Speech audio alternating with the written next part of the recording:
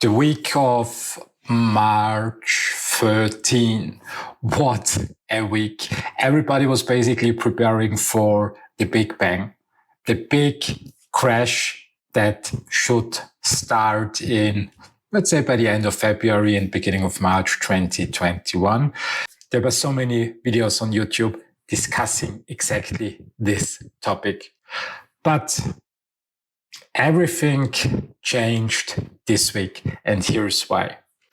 At the beginning of the week, there was a huge sell-off again, and a little spike in the long-term interest rates made people assume that probably interest rates are going up and all the money is moving towards bonds. Yet, Warren Buffett still says bonds are not worth buying. I completely agree to that. And even Mr. Powell from the Fed says that he won't raise interest rates anytime soon. And the general expectation on the market is that probably in 2023, the Fed starts rising interest rates again, but yet it is not in the plans of the Fed.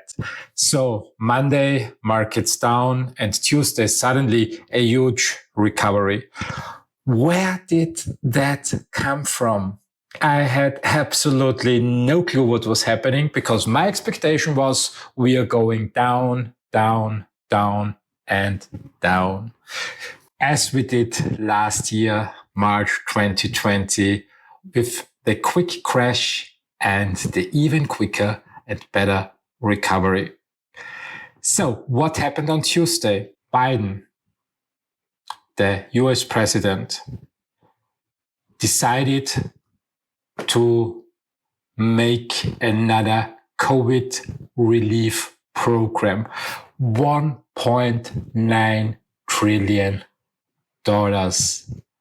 that are flooding the economy, and not only in the United States, but also all over the world. I mean, we live in a connected world. So what happens in the United States also affects Europe and also affects China, of course. This bill basically passed the House on Tuesday, Wednesday, and Thursday. It was an ongoing event, obviously, that week. And Europe time, Friday night, Biden signed off the relief bill and the markets started surging again.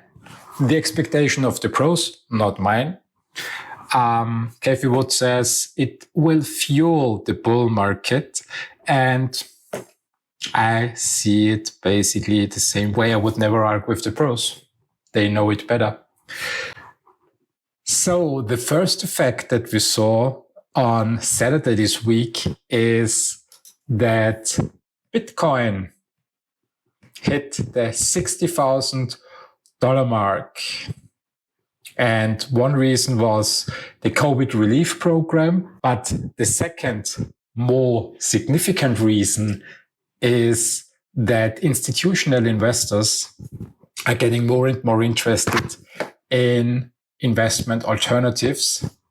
Interest rates are low, so cash and bonds is not an option. Stocks are stocks with the ups and downs of the market. And when someone wants to diversify their portfolio, cryptocurrencies currently seem to be a valid option. And Tesla already announced beginning of February that they allocated $1.5 billion in Bitcoin. MicroStrategy is also holding Bitcoin, 91,000 coins with an average purchase value of $2 billion. Currently, MicroStrategy's Bitcoins have a value of $5.4 billion, which is 75% of their market capitalization.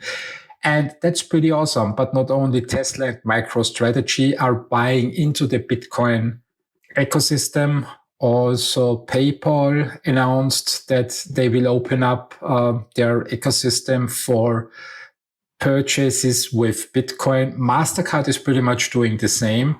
So many more people are flooding into this new ecosystem, and it seems that Bitcoin will be adopted like any other currency. And with a limited supply, probably the analyst of Citigroup, who already made a study last year, where he concluded that he sees a price of Bitcoin by the end of 2021 of $318,000. Now we are at 60. And where we will stand in December 2021, I have no idea. Maybe higher, maybe lower. I'm not very good in predicting the market, and I won't do it here because this is no investment advice. This video is just for informational purposes. Always remember, if you buy something, you are the decision maker, and the only person to blame is you when an investment goes wrong. So choose wisely and have a great week. And by the way, if you like the video, if you like the content on the channel, you are always allowed to subscribe. You are always allowed to share the videos, and you can also like it and comment it.